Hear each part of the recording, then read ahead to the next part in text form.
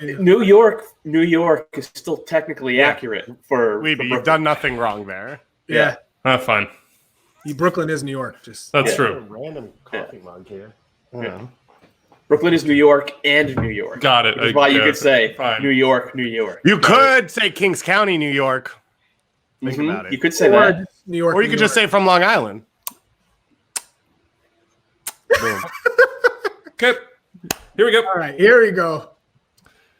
Oh, from New York, you are listening to Extra Time, driven by Continental. From my apartment in Bed-Stuy, I'm Andrew Wiebe with my partners in soccer, Charlie Davies, Matt Doyle, David Goss. What's up, boys? I felt it that time. I've been doing Brooklyn, New York, and it kind of just didn't feel right. Well, and as soon as I uttered New York, cut you off there. I have to cut you off. I haven't had a great sleep this weekend because I feel unsettled. After I witnessed the Mount Rushmore that you guys put up on Twitter, that really just got under my skin, and it's been tough to let it slide until this moment right here. So is this for you, Charlie, personal, or is this like you're on board? It's like, the pitchfork wielding mob, the Twitter groupthink. Has it got to you, or did you feel this truly in your gut? And when you said you couldn't sleep, this hit me to the core. I said, Alphonso Davies, are you out of your mind? All right. Everyone's going to agree with Landon Donovan. Okay, 6 MLS Cups. It's not even a debate here. Okay, Marco Echeverry. He's the MLS Cup MVP in the inaugural season, the best player on that team, and the MVP in '98. Like, Marco Echeverry's Marco Echeverry. He deserves to be up there. He's like kind of like the George Washington, if you will. Similar hair too. I think they could both kind of have that kind of curly perm. You throw one of those like triangle hats on him and stick him on a boat in the Delaware, and there you go. I'm here for it. Now, this is where it gets interesting. You went with Alphonso Davies. Now, he doesn't even belong to be mentioned as a possible head up there on Mount Rushmore. Not even mentioned, okay? I'm going to go with Preki. Preki needs to be up there. The only two-time MVP in this league. When I think, I'm rocking the Wiz 96 right here, because when I think of MLS, I slept on this too. I felt real good knowing that Preki's face is up there, of what he meant to the league, how good he was in the league, and how he's just been, you always see him on the sidelines now as a coaching with the coaching staffs. I just firmly believe that he should be up there on Mount Rushmore. You're talking about history and the growth of the league. He was a big part of sticking with the league. I respect it, Charlie. He defines it. I'm more interested, though, in the way you felt, man. Express yourself. When you saw Davies, let it go. Oh, I was enraged. I was deeply unsettled. I think Charlie was mainly thrown off because in the group chat we had said Davies, so I think Charlie assumed his face was going to be on the Mount Rushmore. That's what he just had Davies floating around. He's already picking out his sculptor. He's like, which side is my good side? So then the fourth is David Beckham. Now, it's not because he was so good in MLS that you're like, oh, I got to put him up there. It's because he just changed the game. You're not getting David Villa to come to this league. You're not getting Zlatan Ibrahimovic. You're not getting Robbie Keane. You're not getting Kaká. You're not getting Thierry Henry if Beckham doesn't come to this league. He changed the landscape of Major League Soccer. Yes. Don't you know, no. David Beckham put all eyes on the globe on MLS. We put Beckham on. Here's what I'm saying. You can't get mad at us about David Beckham. We put him on our list. I know. That's why I'm agreeing with you. Here's the thing, Charlie. David Beckham encouraged other guys to get that money, whereas Alphonso Davies is the one bringing in money here. He's ours, baby. How much money did he bring in? He's encouraging. How much money did he bring in? $25 million. How much money? $25 million. And how much did Almiron bring in? He's not one of ours necessarily. Whoa! I think Almiron was 28. What is MLS trying to do? Be a selling league. And why? Because of what Atlanta was able to do with Almiron. If Miguel Almiron comes in, you go out and scout a South American player, right? Who's on the verge of being a star. Not yet, but you see that the potential. You bring him to Atlanta, you have him play for a couple years, and you sell him for the big bucks, right? Alphonso Davies starts for a Champions League team as a teenager, and let's start here. Vancouver can't afford Miguel Almiron. For Vancouver, Alphonso Davies coming through and doing what he did was better than anything they could have imagined. The whole point is going down to get somebody who's going to perform like Miguel Almiron did. Alphonso Davies wasn't doing what Miguel Almiron did. As good as he was not doing what Miguel Almiron did. He's also 6 years younger, and he's already doing more things in Europe. But time out, Charlie. Atlanta didn't invent going to get South American players that are good. Atlanta didn't invent going to get South American players, having them play, and then selling them on to Europe. Juan Toja deserves to be on your Mount Rushmore then, if this is what you're going with. How much money? I wasn't even in the Alphonso Davies camp in the first conversation, and now I'm there.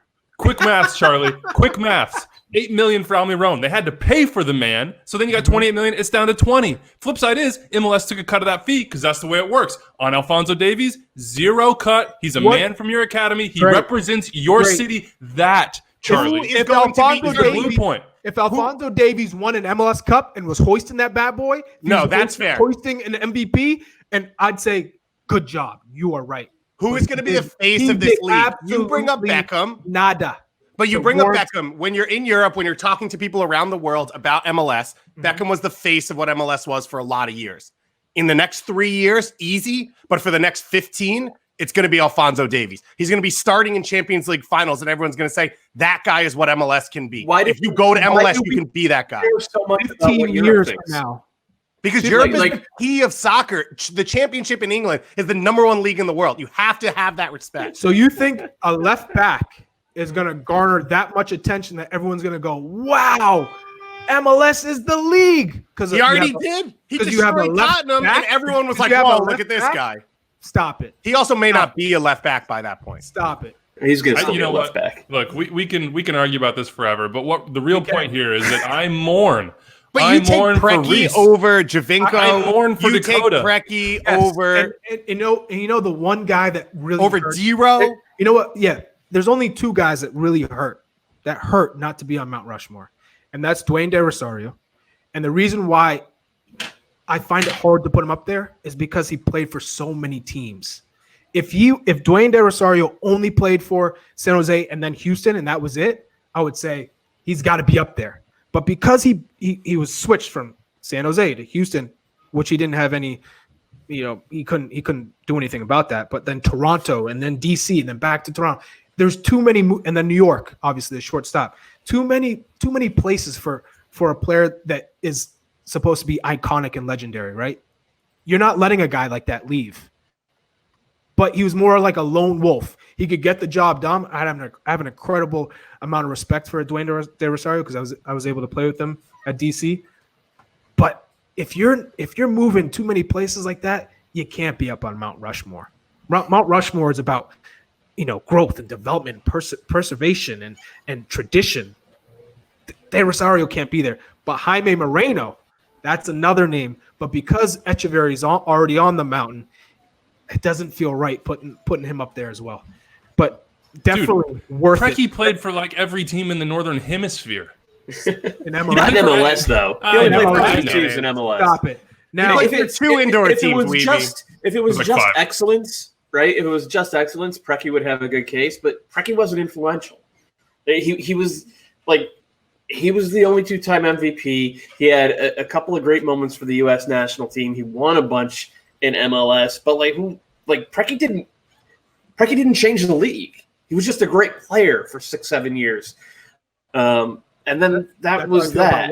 I think that, yeah, I mean, it's the same thing with Wando, it's the same thing with Taylor Twellman. Like, these are great guys. If there was an MLS Hall of Fame, they're all first ballot Hall of Famers, but it's not the same thing as being Mount Rushmore. To be on Mount Rushmore, you have to have that baseline of excellence, but then you have to have a level of importance.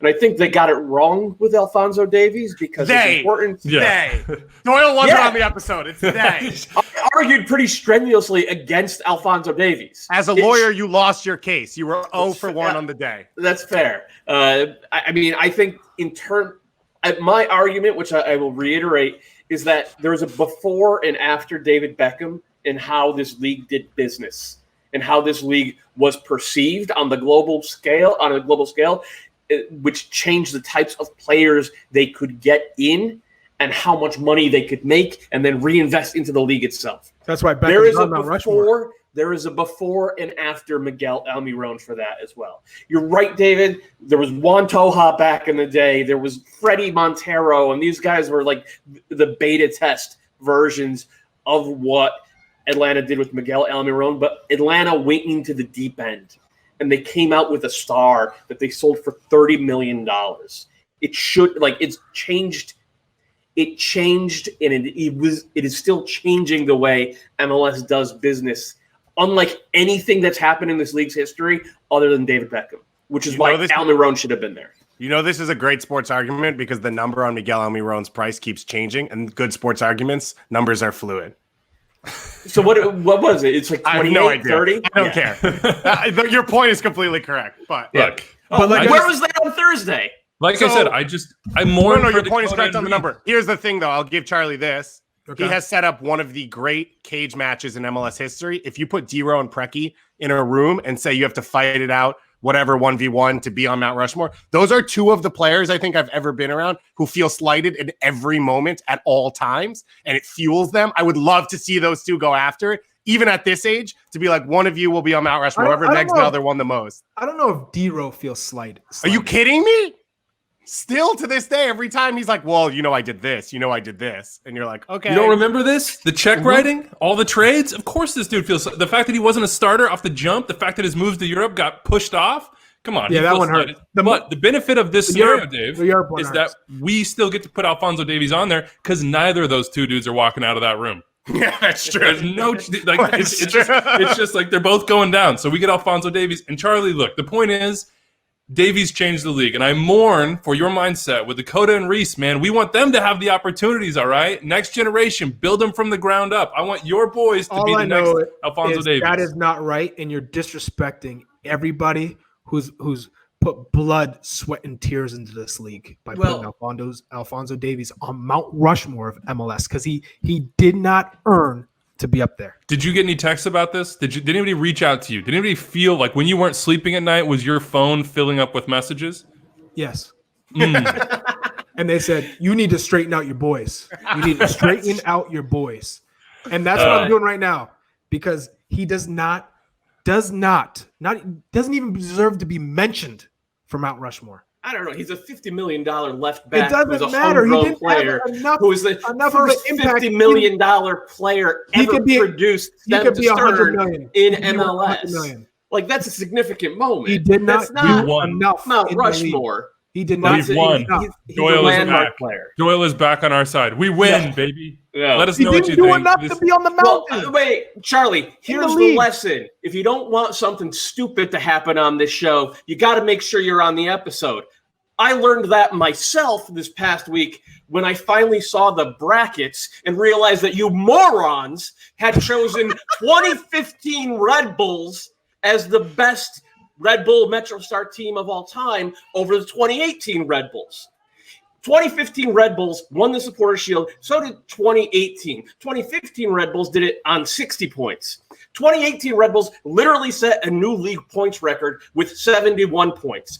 2015 Red Bulls had a plus 19 goal differential. Decent. Won't get you even close to Supporters Shield now. 2018 Red Bulls plus 29 goal differential. One of the 5 best marks of all time at the time. 2018 Red Bulls made it to the CONCACAF Champions League semifinals. 2015 Red Bulls got knocked out in the first round by Vancouver. 2015 Red Bulls got knocked out in the first round of the playoffs by Columbus, a Columbus team that was decent, but they'd go on to lose MLS Cup to a decent Portland team. 2018 Red Bulls smoked Columbus in the playoffs and then lost to an Atlanta team that I think we all agree is one of the 5 best teams in MLS history. And here's the thing. That 2018 Red Bulls, they broke Atlanta. Atlanta United broke because of that Red Bulls team. In late September, they had that great game that it was everything for the Supporters Shield. Both teams coveted it. It is the best Supporters Shield run, best Supporters Shield race that we've ever had in this league. And the Red Bulls just absolutely stomped them. And Atlanta was never the same after that. They became a sit and counter team because they knew they had no chance against the 2018 Red Bulls. And it was the right move. It was absolutely the right move, and Atlanta absolutely deserved that playoff series win and subsequent MLS Cup over the 2018 Red Bulls. But to choose the 2015 Red Bulls as the best Metro team of all time over that 2018 team, that Blasphemy. set record. Blasphemy. You were the driving force behind it. Blasphemy. You were the one. This is you. So for you to come here on this day and go after Kalen and David and All day. Weeby All day. about All day. Alphonso Davies, Absolutely. when you were the one who laid the groundwork for this kind of idiocy, this is just peak ETR quarantine, folks. Let's do it. I got to work with you on branding next time, Doyle. You start the rant with Extra Time's greatest team of all time bracket is out and voting has begun. But, I appreciate the emotion there, too. I think 2015 got upset. Apparently, sorry.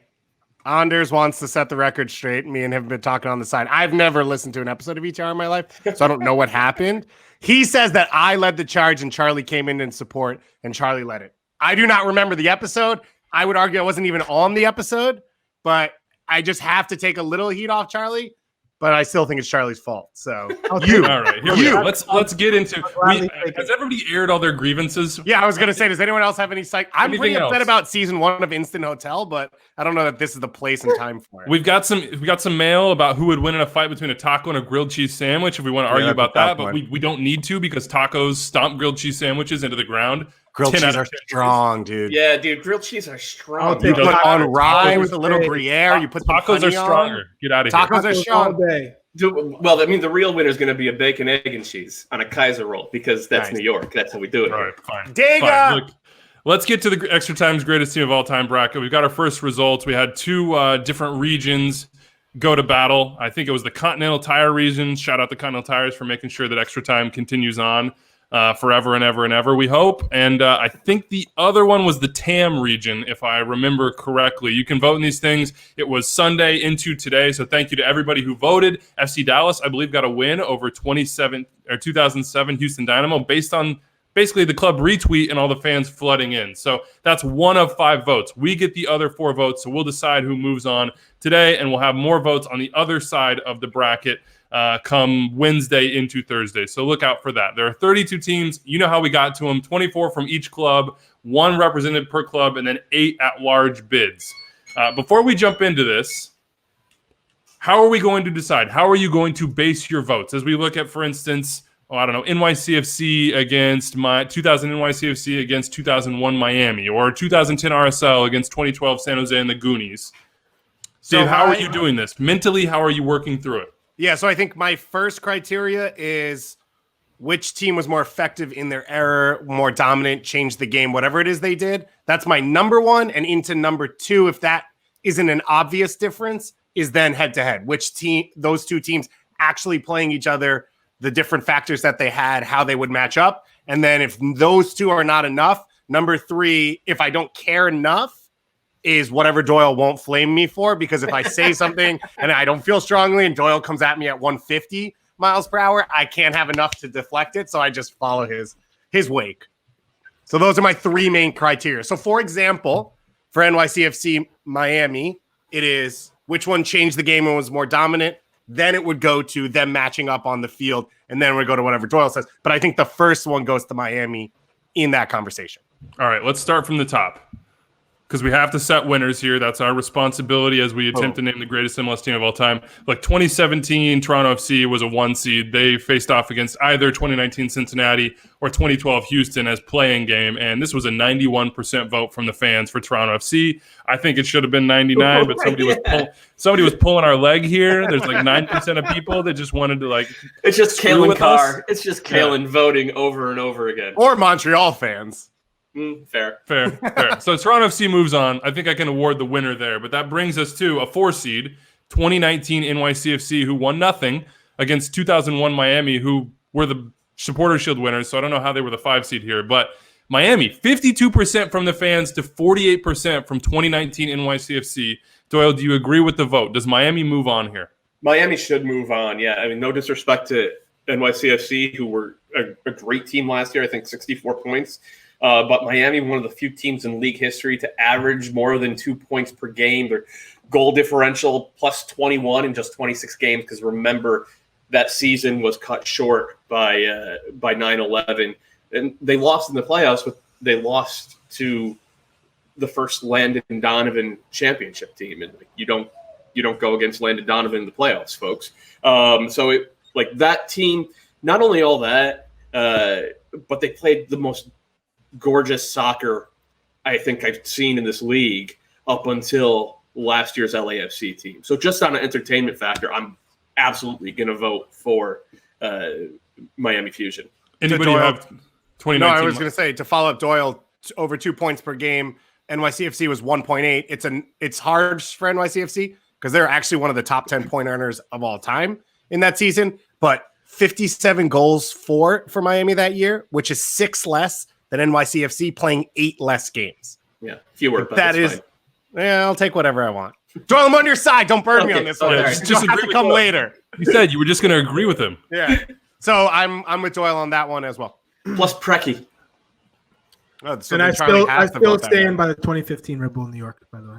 It's not just Preki, by the way, Doyle. It's the top 2 goal scorers in the entire league that year, in Pineda Chacon, and then also with Diego Serna. I mean, they had the MVP. Should have won the MVP. Yeah. They had the MVP. They had the second goal scorer. They had Preki. They had all these names and all these plaudits. They just didn't quite get it done in the playoffs. Same as NYCFC are there, but they got the trophy in the regular season. But they also had guys like Chris Henderson, Pablo Mastroeni, Carlos Llamosa, all guys who World Cup players. Nick Raimondo was their goalkeeper. They had Ian Bishop, who a Premier League veteran. That was a great team. That was a team you could put him in the league now. You'd have to give him 5 more depth pieces, but if you put him in the league now, that's still a 65-point team. And it's not like NYCFC won a playoff series. Right. So you can knock Miami for losing, but NYCFC hadn't done anything. I think this is just a bad job of seeding by Anders. We all agree this is a bad job by Anders? Oh, boy. No. If you're ever going to complain about a seeding, you have to bring something back. We can't be out here like, I think that was just a bad matchup. No, I can't say anything. Your own. That's true. There were like 100 text messages in that group chat, and I just could not catch up to them, so I can't complain about seeding at all. 2001 Miami, stamp it. They're moving on with 2017 Toronto FC. This one's a fun one. 2010 RSL, 2012 San Jose, Goonies. This is a 3 versus 6 matchup, Charlie. If you look at this, what does your gut say? The fans said 2010 RSL, 54% to 46% for the Goonies. I would go with RSL. That's what my gut says. Olave was an absolute beast at that time, and he could handle the Goonies. Like just let Olave do the dirty work, and he's got you. So set the table on that. This was the best defensive team in MLS history. 20 goals allowed. Yeah, and then San Jose is a top 5 offensive team in MLS history, and what they did in 2012, top 7 or 8 in points all time. So this is one of the best matchups of this first round. Yeah, I think I agree with Charlie in that you're talking about the best defense in MLS history, what they were able to do. And then you also add into this, they were second in the league, but they were playing CCL from August through October in the group stage. They then moved into the fall, April of the next year and February playing through to the CCL final. So it's like about 16 months of high-level soccer for this team, double competitions, all those types of things, and they were still able to perform at that level. I think the difference too, when you talk about the Goonies, and they'll admit this. I mean, Alan Gordon said it on a stream that we did recently. Somebody else did too. I can't remember who it was. It's like they just didn't have the difference makers in the attack. They had guys who would change games, who would score goals. But when it came down to sort of that KG playoff match, which RSL with that defense would have put it into, they didn't have the Javi Mo. They did have Wando. They did have Lenny. They did have Gordo. They were going to bludgeon you in certain ways, but then they didn't, even like an Espindola, that sort of like this magic moment guy, even though he was inconsistent, they didn't have it. Marvin Chavez maybe is a close approximation. Not even close. I don't know. Alvaro Saborio. I mean, when you go up and down the team. Espindola, that combo, that was a lethal striker partnership because they complemented each other so well. Espindola would get in the channels. He could dribble with his left foot. He could get by people. And Saborio was just a predator in the box. Big body, could hold up the ball well. And then if you served it to him in the box, he was going to finish more times than not. So that was just a very dynamic, complete team. And Javi Mo, he doesn't get a lot of credit. That's one player who isn't talked about, that much. And when you talk about players who could grab a hold of a game and dictate the tempo, that was Javi Mo. He was so smooth. I loved watching him play. This is gonna. Oh, sorry, you go, Doyle. No, I'm glad the Goonies made it into this bracket because that season was just to watch it unfold was magical. I think they scored something like 15 goals in the final 5 minutes and stoppage time. But that covered. Like they ended up with 66 points. They were more like a 54, 55 point team. They deservedly won the Shield, and they almost beat the Galaxy in the playoffs, but they didn't sustain it into the next year. Once people kind of figured out how to play them, it sort of fell apart. Whereas that RSL team, as David said, 16 straight months, but it's more than that. This was basically the same team that won 2009 MLS Cup, that kept making finals for the next 3 years as well. And there was a way to beat them, and Dallas showed it in those playoffs. You outrun them. You break the diamond apart with speed. Monterrey did the same thing to a lesser extent in the 2011 CCL finals. San Jose wasn't going to be able to do that. San Jose was just going to hit long balls, win second balls, and beat the hell out of you in the box. I think that Olave and Borchers would have been able to handle that. This RSL team, 45 goals scored, which, believe it or not, in 2010 MLS was a lot, and only 20 goals allowed. They're one of the few teams in MLS history that actually scored more than twice as many goals as they allowed. And I think if they hadn't been in CCL in the second half of that season, they would have won their second straight MLS Cup. And to Doyle's point, they were second in the league in scoring, right behind the Galaxy. And then you add in this team, you drafted Chris Schuler that year, who, when healthy, was one of the best center backs in MLS for a little bit of time. And you have Tony Beltran. That overstates it. He was a good center back. He wasn't one of the best. We can talk 2013 later, but he kept them up when Hamilton Olave left, who was a defender of the year.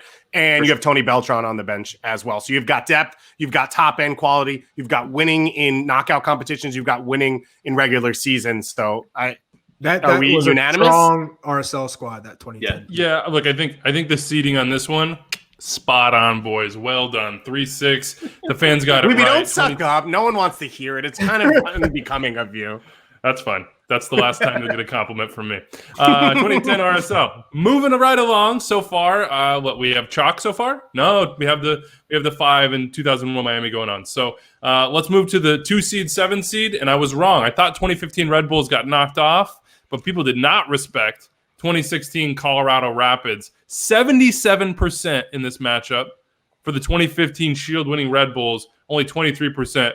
For 2016 Colorado, who finished second that year. They couldn't score. Yeah, I know. That's fair. That's fair. They scored 39 goals all year. This was easy. This one was easy. And that Red Bull New York team, I'll keep going back to it. Boom. Sasha Kleshin comes in and was just fire with Dax behind him. Complete midfield. I loved it. Bradley Wright Phillips still doing what he does best, scoring goals. The X factor for this team was Mike Grella.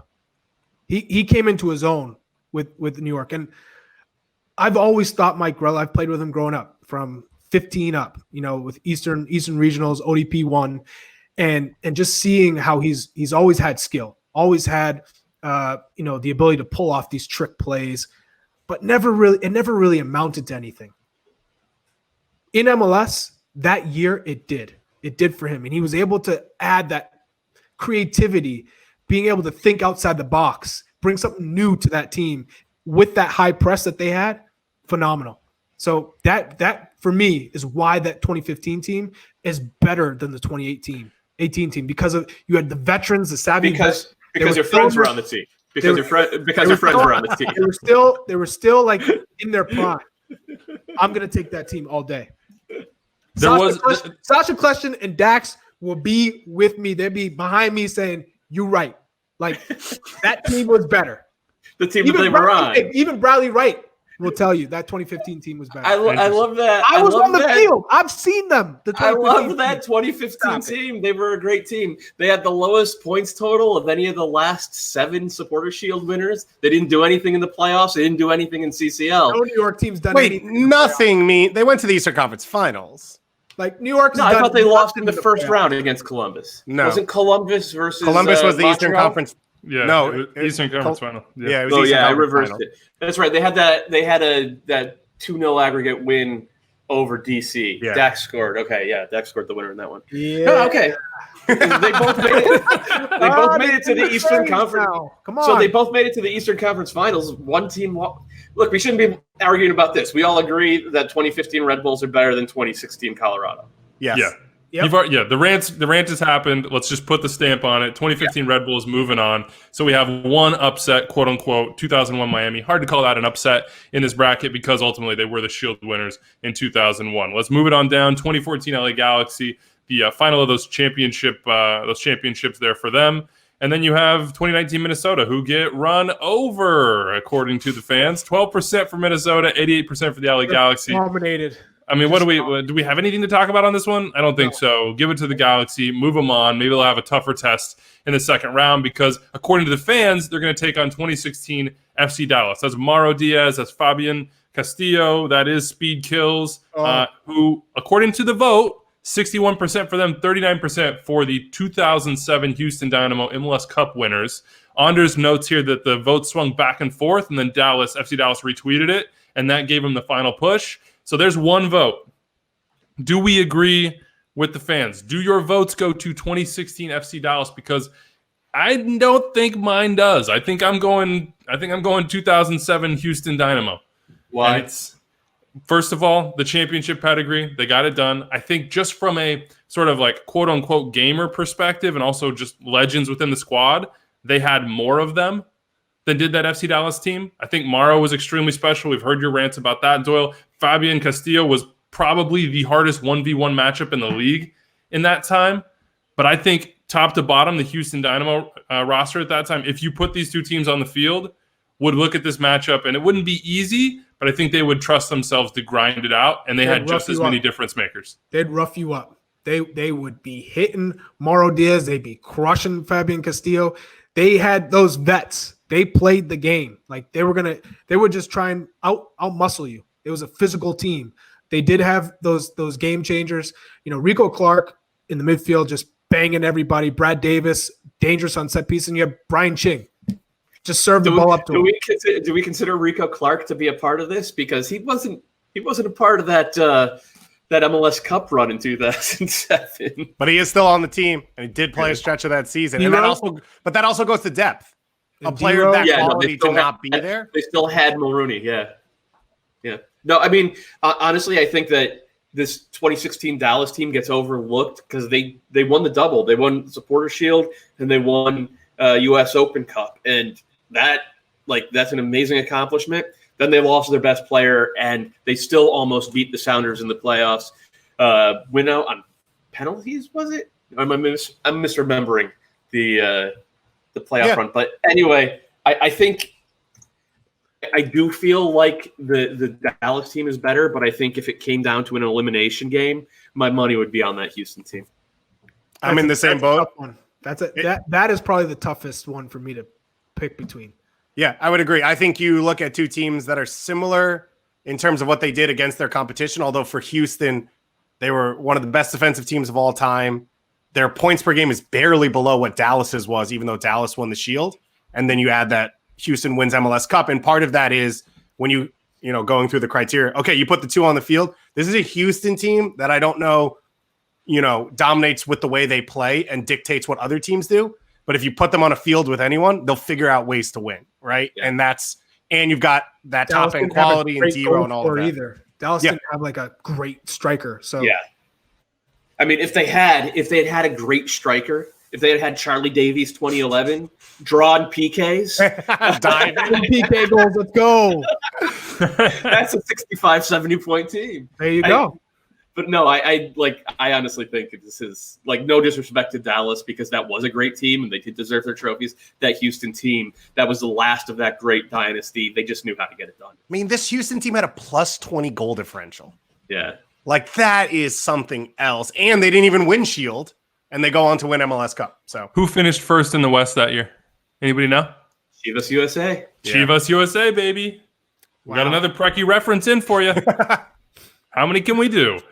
Are we awarding this one to 2007 Houston Dynamo? This would be another 5 seed over a 4 seed? Yep. Okay. It's just like the NCAA tournament, man. Always 5 versus 4 upsets, right? Beautiful. I don't want to talk about the NCAA tournament and upsets. That's tough territory for me. Here's that 2018 Red Bull team. They're taking on the 98 Chicago Fire, and this is an incredible matchup. And this is where the quote-unquote upset happened because that 2018 Shield winning point total setting Red Bulls team was a 3 seed, and the 98 double winning Chicago Fire in their very first year was a 6 seed. The Fire late rally here because they were losing for a while, and I thought, this is going to be interesting. 51%. It was very close to 49% for the Red Bulls. So the fan vote goes to the 98 Chicago Fire. And I'm going to throw this to you, Doyle, because you maybe have the perspective needed. I didn't see the 98 Chicago Fire play. I wrote a column about this. One of my regrets is that I know what happened in the first 10 years of MLS, but I don't know what happened. You know what I mean? I don't have the context. I don't have the place and time. I don't have the personal memories. I didn't see the matchups. I didn't see the players live. All I have are old games and highlights, and it's not the same. You saw both of these teams. Which one's better?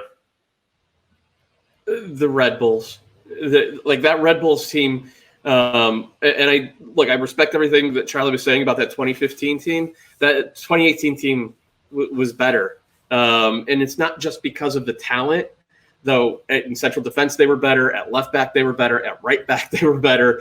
You could argue in central midfield they were better, though I think that one's very close. Mike Grella had a nice year in 2015, 2018. Royer had a nicer year. Bradley Wright Phillips had better goals and assists in 2018 than he did in 2015. All of that, but the way they played the game, it wasn't just distinct. It was unique. What the Red Bulls did in 2018 was treat winning 50-50s the way everyone else treated completing passes. They took the notion of high pressing and they just amped it up to its highest level till it almost became farcical. But teams couldn't deal with it. And that's why they literally set the point record and pretty frequently outplayed one of the 5 best teams in the league. Now that 1998 Chicago team rather, they were an expansion team. Bob Bradley built them. We know he does well building expansion teams. They were one of the best and are still to this day one of the best counterattacking teams in league history. And if you go back and you watch that MLS Cup against the 1998 DC United team, first 25 minutes, Chicago's not even in the game. But as soon as they get a chance to go forward on a semi-transition, it all runs through Peter Novak. Everybody knows their roles. They get the goals off of Peter Novak's brilliance on the counter. And that was how they played. Behind him, they had guys like Jesse Marsh and Chris Armas who would just kick the hell out of you. They played with a true sweeper in Lubos Kubik who had a Harris Medunian type left foot. He was awesome. And so many of those counters started with him on the ball, hitting these long 50-yard diagonal outlets. They were a truly great team. You don't beat that year's LA Galaxy and DC United teams if you're not a truly great team. But the gap between what that era is and what this era is and what that Red Bulls team did and what that Chicago Fire team was, I think it's 2018 Red Bulls. I think it's what we should call Jesse Marsh. We should see what Jesse has to say. And Chris Armas. Some actual experts. I gotta lean for Doyle as well in terms of that's rule number 3, baby. Yeah, exactly. Well, that's how I feel though. Yeah. You're talking about 2 teams that were great at their time. You're talking about 2 teams that accomplished a lot of things. I think Doyle makes a good point in the way New York played, to change the way people perceive the game, what could be done in this league. And then on top of that, to lose to Atlanta in the Eastern Conference Finals the way they did, which is a team that we're going to have deep in this competition, I think even gives them more credit of just they pushed them in the regular season. They set the points record at the time, which I think always has to be mentioned because we look back on history, but when Toronto did it in 2017, when these teams did it in 2018, we didn't think it was possible what they did, the rate they did it at week in and week out. So I agree with Doyle. One of the things he said was they were better at left back, which makes no sense because it was the same player. But Tyler Adams... Marlon Lawrence was a much better player in 2018 than he was in 2018. But you talk about Tyler Adams at his peak in MLS. You talk about Aaron Long and Tim Parker at center back, which was the best pairing in the league and arguably still is. All those things. So I lean with Doyle as well for New York. How much of a danger is there of sort of era bias? And I guess that was partially what I was getting at when I was talking about how I didn't see that 98 Fire team play. So part of me lionizes them because of the double, because of the names in there, because it was their expansion season, because I have this like nostalgia for old school MLS. Like, how do we balance that sort of difference in eras that you referred to, Doyle? Because mostly we have gone with the more modern era team. Now, we did go 2007 Houston Dynamo, and maybe we overvalued who they were at that time based on the quote-unquote gamer model. How do we bridge that gap? Does that matter in this case? Should we consider it? I think so. It's going to matter with the 1996 mutiny. The 1996 Tampa Bay Mutiny would not win a single game because they were an old-style soccer team that all revolved around one player. The 1998 Fire were a much more well-rounded, much more dangerous team. And, with Bob Bradley, they had maybe the best coach in MLS history. There is a danger. I mean, there's a danger of recency bias, but there's also a danger of being trapped in the past. And that's why this whole thing is hypothetical. I wish we could figure out a way to put it on the field. One thing I would say is that, look, the reason Atlanta United became a counterattacking team against the Red Bulls in 2018 is because the Red Bulls beat the hell out of anybody who tried to do anything with the ball. But you could counter them. Now, if this 1998 Fire team beats the Red Bulls, like, it's because they were that good on the counter. Like, they were just absolutely superb on the counter. They could sit back and absorb and just go forward all at once. So it's a tough matchup. There is an argument either way. And as you said, David, we're the Red Bulls against that Atlanta team that's going to go very far. Well, it's the Fire beat the 1998 DC United team, which I think might still be the best of those DC United teams. So it's like both of these teams have great arguments, but it's all a sham. But it's all a sham because this should be. Yeah, it's a sham because this should be the 2015 Red Bull team. The 2018 Red Bull team should have gotten the patsy in the first round against 2016 Rapids. Where's your vote going, Charlie? I'm going Fire. Ooh, Fire. And I get the whole argument of different eras competing against each other. Just like the Bulls. We're watching 1996 Bulls, and then 20 years later, the Golden State Warriors beat their record. But like Michael Jordan said, it don't mean a thing unless you get the ring. Right, so you have to win the championship, and that team, that 96 Bulls team, if they just played the Warriors in a heads up, do you think they're gonna beat the Warriors when they can outshoot you from all over the place? Like, probably not, just because the level of athlete is just that much better now as opposed to then. But then you have those players who are transcendent, who can play in any era, right? That Chicago Fire team had many players who could play now. If you could transport them to now, because of just their skill on the ball, the awareness, their mindset, the way they approach the game, and how quick they're able to think in game, doesn't matter. You can play in any era because they were that good here. And that's the difference. I think they had a lot of players who had played at the highest level. You talk about Peter Novak, what he could do on the field. He could play. No matter where, you could put him on the field, he's going to do his thing. They had so many veterans who could get the job done and figure out a way to win. So I would take them in a heads-up match against that 2018. So my worry, Charlie, would be, like, if you're talking about the 98 Red Bulls, it's either Marsh or 2018 Red Bulls is Marsh or Armas game planning for that. And, like, they're going to look at tape and they're going to take away Kubik. They're just going to have Bradley sit right on top of Luboš Kubik and not allow him to hit those outlet passes. And without those outlet passes, without him, like, there's a reason people don't use sweepers anymore, right? Like, I think he becomes a target and sort of the soft underbelly of that Fire team. I mean, again, I can see it going either way, but there's just an old-fashionedness to it because of that sweeper. Mm-hmm. It would be fascinating to see it play out. Isn't the flip side of that Bob Bradley would, in this as he approaches it, the 1998 version, knows what that press is going to do and tactically changes it? But the sweeper, like, you couldn't tactically change that much. Like, that sweeper, that defined a lot of who that Fire team was, in the same way that the 4-3-3 defines a lot of what Peter Vermees does in Sporting Kansas City. So there was flexibility for the time, but there wasn't – I don't know if there would be enough against the modern team. That's 2 votes, Charlie and the fans, for the 98 Fire. Yeah. I'm assuming that's 2 votes for you guys? Yeah. For the Red Bulls? Yep. And that puts me in a position I really didn't want to be in because I just don't know. And I don't know. I didn't. Bradley, Chris Armas, and Jesse Marsh to all come on the show again as guests, and you're going to piss off most of them. Either way. Let's be fair. Bob's pissed no matter what. Even if we picked Chicago, it was for the wrong reason. So you're safe on that one. Right. The questions with Jesse and Chris, who we could ask. But to go back to Doyle's point, I think when you're asking that question of like how you weigh the 2 errors, you have to look at their dominance in their era against competition in their time.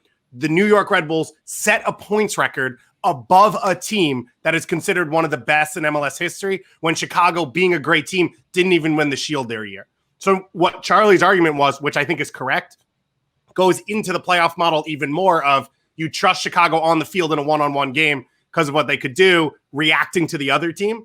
But you look at what New York did to change the way the game was played and dominate over the course of all these months later on in history and put up 71 points, which we didn't think was possible. But then when it mattered. Charlie, would you take the 98 Chicago Fire over the 2018 Atlanta team? Would I take the 98 Fire over the 2018 Atlanta team? Yeah.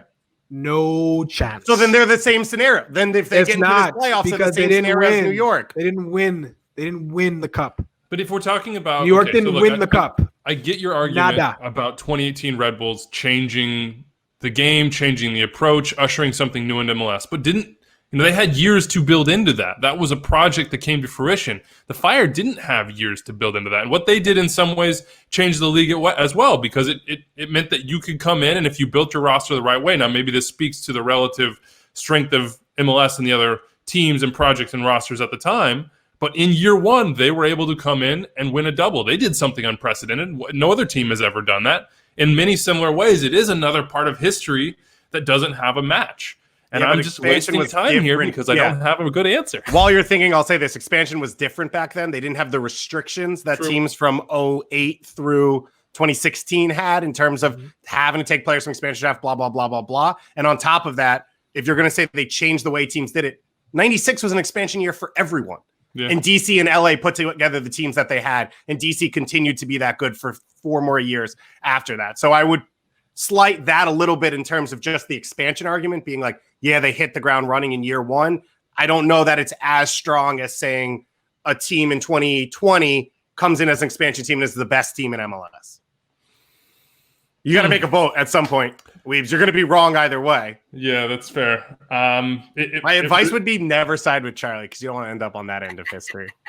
It hurts. It hurts me to say this because I am somebody who looks at that 98 Fire team, despite not truly knowing them, and has so much admiration for all the guys on the team, all the coaching staff, what they were able to accomplish in a different era in terms of the, even just like sports science and all these different things. But I think I got to go with the Red Bulls.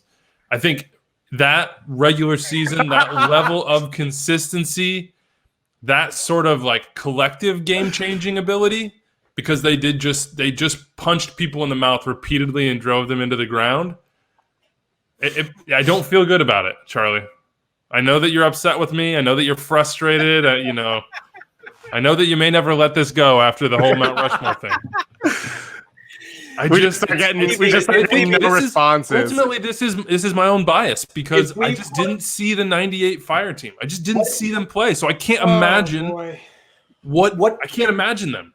What if we put Alphonso Davies on that 1998 Fire team? Then would that push them over the top for you? 1,000%. Every day of the week. I mean, he is MLS Mount Rushmore. So I think, okay. I could do more for Charlie, but I feel like the more I say, the more I'll piss him off. Sorry. 2018 Red Bulls move on, and I don't feel good about it. I want everyone to know that the final matchup voted on this agonizing. week. I hope it's agonizing. I am. It hurts. Can you not see it? I hope it feels like a bee sting. Bee stings don't hurt that much. A murder hornet sting. Yeah, the mandibles are pulling me apart right now. All right, final matchup here, 2014 Seattle, 2003 Chicago Fire. 2003 Chicago Fire, we had arguments that they were potentially the best team. You know, you have DeMarcus and Bocanegra coming into this team. 31% for the 7 seed. That 2014 Shield winning Seattle Obaduce team had 69%. That was nice. Who are we going with here? Both won the Shield, if I remember correctly. Neither got it done in the playoffs. We going with the fans? Charlie, you go first. Why don't you lead the conversation so we can all follow? Obaduce. That's all I'm going to say. Obaduce, Chad Marshall in the back. Like, lock it up. Lock it up. Ozzy, just lock it up. Strong spine. I agree with Charlie. I'm also amazed that one of the largest responses we got on social media was Seattle fans complaining that this was the team that got in and not 2019 or 2016, which makes no sense. So I appreciate that. I appreciate that angst at all times, but I go with this 2014 team. I think this Seattle team has a shot to get to like a Final Four or something like that because they were incredible to watch. They had top end talent. They have arguably one of the best players at their position up the spine in their prime. When you look at Fry, Marshall, Ozzy into Obaduce. So I think they're going to be a contender in that conversation. And I love this team. So yeah, 2014. Yeah, I don't think there's much debate about this matchup. It's 2014 Seattle. That said, one of the what ifs for me is what if Chad Marshall doesn't get hurt in the 2018 playoffs against Portland, because Seattle in the second half of that year, they'd had the best half season in terms of points per game in MLS history. I think they set the single season or the winning streak record, right? They had like 11 wins in a row or something like that. Only lost once. And then they had that epic series against the Timbers where both Ozzy and Marshall got hurt, if I recall correctly. If they hadn't, they breezed through the Western Conference. And then we're talking about them versus Atlanta in that 2018 MLS Cup, which would have been something else. Anyway. 2014 Seattle. 2014 Seattle, sorry. All right, we've made our decisions here. Fan voting for the Discovery Rights region, in CCL, begins on Wednesday. We'll tweet that out. As you look at these matchups, anything stand out to you? Any like 3 through 6 seeds in here? You're talking about the next one or this one? The next ones, yeah. I look at maybe that 2002 LA Galaxy, but they're up against 2008 Columbus, so that's difficult for them to even get through the first round. I mean, 2011 LA Galaxy and a 5 seed. I think, it's pre-Keane, I guess, Keane was second half of that year. Yeah. So that's one of the things that we have to mention with the Galaxy, and we'll do this as we go through these games, is like the complete lack of caring about Open Cup and CCL at times for some of these teams. That team lost to the Puerto Rico Islanders in a play-in game for CCL the same year RSL went to a final. So, like, to me, that has to be a factor with how many competitions are you in? How hard are you playing in those competitions? How widespread is your team? You also have to remember some coaches didn't care about the competition. So, but that has to hurt your team in that you could focus in the regular season better than a team that was playing in a CCL final. Not necessarily. I mean, it went from team to team. It was different approach for different coaches, different organizations, whether you wanted to win, whether you wanted to win everything, whether you wanted to just say, you know what, we're just going to play our reserves. Maybe we'll sprinkle in some starters. It's really tough to balance what clubs took the CCL for real versus which clubs are like, we don't really care about that, or we don't even really care about the regular season. We just care about the playoffs. So I think it's okay to penalize clubs for that. That's what I'm saying. It has to be. Like, this is how we canonize the great clubs in MLS history, is you go out there and you try to win it all. And that's what's been wonderful. People are going to hate this, but this has been wonderful about Atlanta coming into the league. That is, as soon as Atlanta came into the league in 2017, they said, we're going to try to win everything. We are not going to rest players. We are not going, I mean, obviously they rest them a little bit, but like they try to push through and win every competition they're in. And like we needed that. The league absolutely needed that. And that's why we'll remember these Atlanta teams, even though they haven't won everything, as something special in the history of MLS. Don't you have to put Seattle in that convo too? To win Open Cup coming into the league, to make the playoffs every year, to compete at a high level as an expansion team and not take that as an excuse? But Seattle hasn't given a damn about the Shield since 2014. They don't really care about the Open Cup either. I mean, look, I wouldn't get on a flight to go play the Railhawks either. We should put the Railhawks in this bracket so we could just knock the Galaxy out early and on every matchup. We just put the Carolina Railhawks in. All right, let us know if you disagree with us, if we got our votes wrong, what you think about the bracket so far. Wednesday, voting will open up the CCL region and the Discovery Rights region. We are down to 24 teams left over. And, so you got 8 more first-round matchups, and we'll go into the final 16. Let's get to the mailbag. The call-up hit us up. What's Matt Doyle's suggested cocktail of the week? This is what everybody wants to know. What do we got? So, shout out to my buddy Dan, who actually sent me a cocktail book about Amaro, which is an Italian liqueur. We're going to go with the Chinara. It's an ounce and a half of bourbon, half ounce of Chinar, which is a bitter Italian liqueur, half ounce of Aperol, which is a slightly less bitter Italian liqueur, and a little bit of bitters. And then you serve that on the rocks. Chinara. That's beautiful. There you go. There's our cocktail of the week from Matt Doyle. I'm drinking the Blue Jay, which has beer in the cocktail. So that's how you know. That's my cocktail of the week. That's how you know it's classy. Yeah. Ryan has lots of time on his hands. He hit us up. He ran numbers on our Mount Rushmores. These are players who are not in their club's top 10 for all-time appearances or goals that we put on the Rushmores. I don't really think that's a great measurement, but it is a measurement. Davies and Demerit in Vancouver, Amaya and Gutman in Cincinnati. Come on, we were mostly just trolling you with the Cincinnati Rushmore. Beckham for the Galaxy, but come on now. Pope for DC, Blanco for Chicago, and Apara for Minnesota. I mean, I can't punish Ike Did Blanco for that. get on the Chicago one? Yeah, he did. Remember Kalen? The Charlie. Yeah. I may not have been on that episode. Yeah, hard to remember these things. David and Skokie, ETR Mount Rushmore. He says, for the best MLS team of all time, I wonder if a random draw, U.S. Open Cup style, would be better. Might lead to quarterfinal matchups that feel like they could be a final. Maybe avoid games where people just choose the favorite or choose the underdog to be contrarian. And Curry favor with Doyle. So everybody's Curry in favor with Doyle. But this is the interesting one that David sent. Charlie talked about what a jersey trading hound he is. What are the protocols about jersey trading? I can't read. As a forward, were you more likely to trade jerseys with another forward or with the defender against who you battled? Were there guys who just didn't trade jerseys? What are the rules here? Are they unspoken? Are they spoken before a game? Or people it's a complicated process. It's a very complicated process. So, everyone get a notebook out. Yeah, you have categories. So there's the fanboy. The fanboy is a player on the roster who typically didn't play. You're an unused substitute.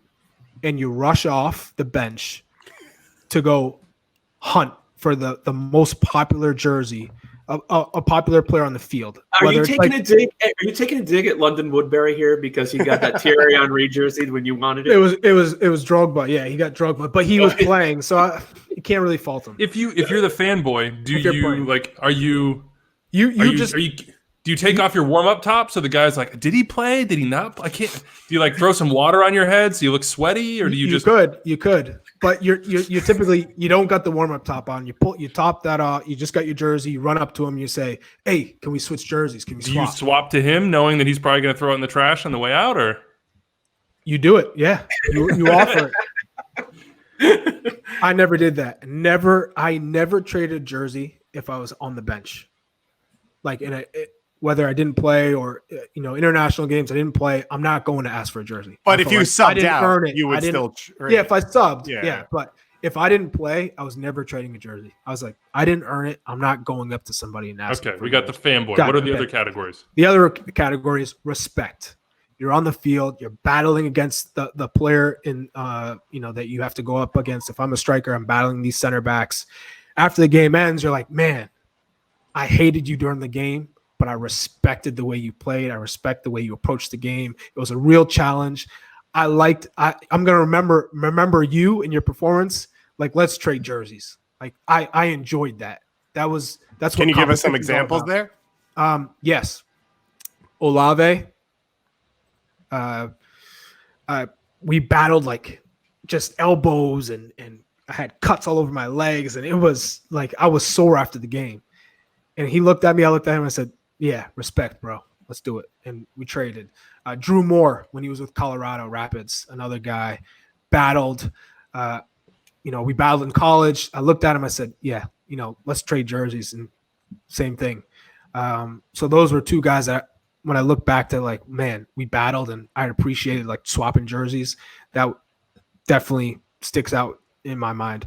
Then the role model, Thierry Henry, was my like idol, 2011 DC United. I get a chance to play against him in Red Bull. First time I've met him, seen him. He shakes my hand before the game when you're doing the starting 11s. And he's like, I wish you all the best. We're all behind you. It's courageous what you're doing that you get back on the field after, what you've gone through. Like, that'll always be a highlight in my mind, and swapping jerseys at the end of the game with him. That's one of those things that motivates you, pushes you, and also justifies why he was your favorite player and your idol as a young professional. Let me ask you this, Charlie. If you could only keep one jersey that you swapped, would it be the Henry jersey? Or is there another one out there that you would say, man, this one just has a little bit more meaning to me, I have to hold on to it? It would be Henry, although it's a tough one because that 2014 final, I swapped jerseys with Landon Donovan and everything we did together on the national team, what he meant to me, that's a pretty meaningful one. It was his first retirement jersey, if you will. It was the last dance. Yeah, and just like the whole process of like climbing the mountain again, getting back on it, fighting to get on the field and be influential and have an impact. And I felt like that 2014 season was like, I really earned my minutes. Like, I earned it, and helping the team get into the playoffs and performing the way I did with that New England team in 2014, it all felt like it was meant to be, and to swap jerseys. How'd that one go down? Yeah, I was about to ask, do you do that and then have the trophy ceremony? Do you walk over and trade right after a final? I think right after the game, I walked up to him, and it was just, and I was like, I don't know if he's going to trade this jersey. Like, it's his last one. Yeah. He just won an MLS Cup with his last, and we traded. And I was like, wow, that goes to show like that it was significant, that it meant something. Because he could have easily said, hey, I have a jersey in the locker room, or I'll give you one of the old ones, like, but he swapped it. And then there's the kit man. The kit man grabs a bunch of jerseys from the team that you're playing in. You go back to the locker room, and he's kind of like, pick which one you want. And you're like, and you grab one. So that's how you break down the criteria. Hold on. Is there like a line? Is there like seniority where, like, let's say I'm like, I just got to the team, I'm a young buck, I don't get to just walk in and be like, no, and I got Ronaldinho. Nope. If you're a young guy, you got to earn your stripes. Unless you're a star and you're playing left and right, and you go up to an older guy, a veteran who's a leader, respected, and he's like, you know what? I can see you're the up and coming player. Like, I have respect for you. Give you the jersey and probably give you some advice. Hey, think about this. Do this. Kind of like what we saw in the Last Dance with Michael Jordan talking to Kobe Bryant in the All-Star game.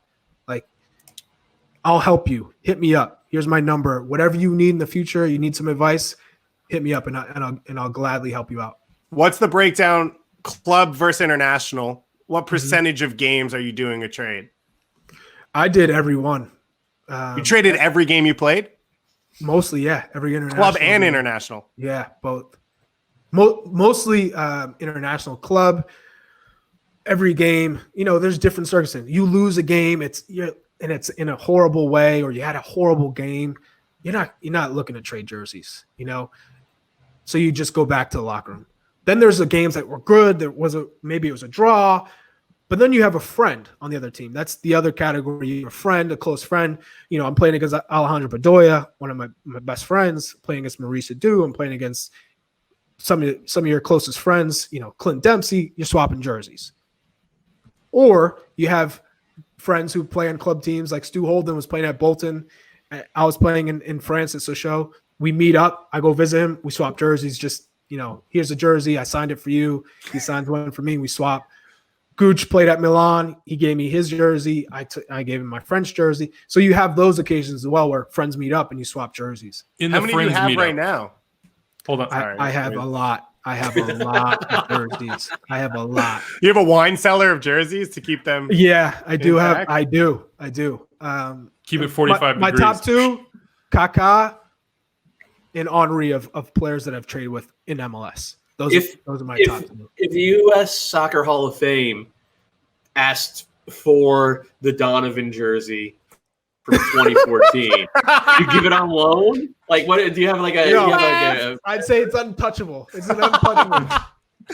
Charlie would say, "This is what you do. Here's the exhibit. You can fly to my house. You can ask to come in. You can see the jersey." Well, it's an interactive. It's all about interactivity. You gotta have the white gloves. Yeah, it's in a glass case. You got the white gloves. I'd let them, pick it up and look at it, inspect it, and then you gotta put it back. Okay, so since we're talking about 2014 a little bit, so on the next show or over the next couple of days, we're gonna do voting on the next brackets. Discovery Rights region, LAFC, last year's LAFC team is the number 1 seed. Your 2014 Revs are one of the playing seeds. So just so the folks understand, Charlie played about half the games in the regular season, 3 goals, 4 assists in 1,100 minutes in the regular season, then 4 goals and 1 assist in 5 games in the playoffs. Had a very good year for a very good Revs team. Make the case to the fans why they should vote for your Revs team over the LAFC team that we all saw last year was the best team in MLS history.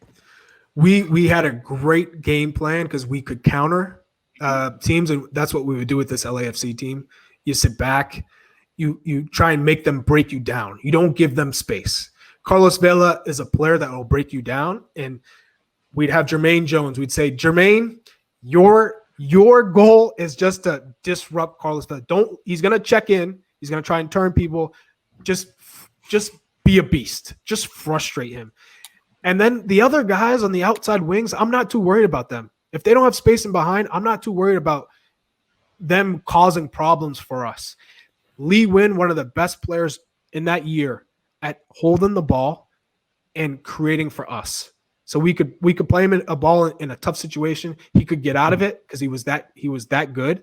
And then he could find Teal Bunbury into space. He could find whether it was Diego or Kellen Rowe on the left wing who typically played more in the midfield. And then me, I was just stretching the field. So if they were pressing so high, I was going to get in behind. Teal Bunbury was going to get behind, and we'd get our chances. We would get our chances. That's for sure. Would we do enough to prevent LAFC from scoring that one or two, a couple of goals and then them changing their game plan? Because Bob is got a huge advantage on Jay Heaps as a coach. So you have to throw that in there. But we did have a fantastic team. We had a complete team, and we could defend like no other and counter better than most teams. So we would have a shot. If there was ever a team that could cause an upset, it was that 2014 Revs team. Guys, I'm going to sleep in on Thursday. No, my vote's for the Revs. Upset, baby. 8-1. No, the real upset is going to be when the Revs lose to Cincinnati in the play-in round. That would not happen. That would not happen. No Cincinnati team is beating that 2014 Revs team. I can guarantee you that. I'm just here for the positional responsibility that Jermaine is going to have to show to Mark Carlos Vela across the field. Yep. Jermaine, don't go marauding forward. By the way, Jermaine has a new podcast, and he's making news already with that one. So we got a competitor coming up on Thursday. We'll do the other side of the bracket. Votes on Wednesday. Watch our Twitter account at Extratime for that one. We're also going to do a little Last Dance inspired mail. And U.S. national team Mount Rushmore, we ran out of time today. So look forward to that one with Kalen Carr. With that, we might do that one without me. Come on. Which one do you want to do, Charlie? Charlie, it's best if we do things without you because then you're so pissed off coming into the next show that it gets us started quickly. Choose one, Charlie, or the U.S. national team one? We're not doing the U.S. national team one. We're not doing either. Not the U.S. one, but at least The Last Dance. A story within MLS that would be worthy of a documentary. We'll save that one for you next Monday, all right? As long as you do that. That's our gift to you, Charlie Davies. That's the least you could do after you put Alphonso Davies on Mount Rushmore. Are you crazy? Hey, that's the least Charlie, you could do for me. Sleep well, man. Chamomile tea. That's my recommendation to you. We're out of here. We'll see you on Thursday, everybody.